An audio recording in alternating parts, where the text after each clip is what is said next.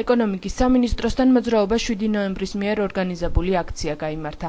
აქციის მონაწილეები ეკონომიკის მინისტრისგან ითხოვენ თბილ კონდიტერ მზიურის დაყადაღებული ქონების მესაკუთრისთვის დაბრუნებას.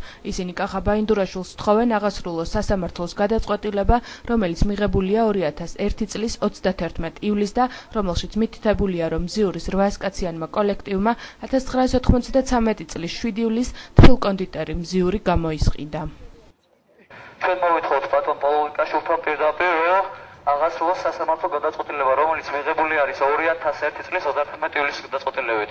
ეს შრომითი კოლექტივი მზიურის დაყადაღებულ დალოქული ქონებასთან დაკავშირებით. როგორ შეიძლება უზენაესი სასამართლოს მიერ გამოტანილი საახსრულებო ფურცელი 2008 წლის 19 ივნისაა 15 მაისს და მიიღონ წარმოებაში 19-ში და 2-ში მიიღონ შეტყობინება, რომ ნებაყოფლობით აღასრულონდა.